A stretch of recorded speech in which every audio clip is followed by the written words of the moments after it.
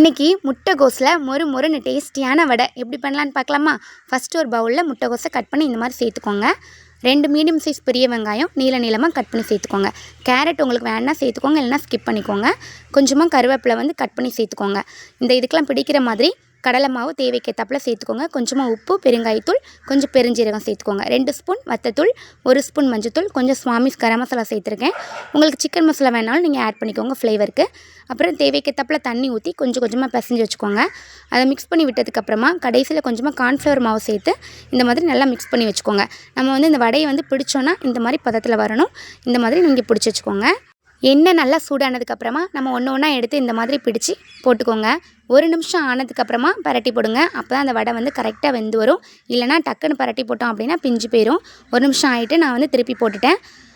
கொஞ்சமாக இந்த ப்ரௌனிஷ் கலரில் ஆனதுக்கப்புறமா வடை எடுத்துருங்க.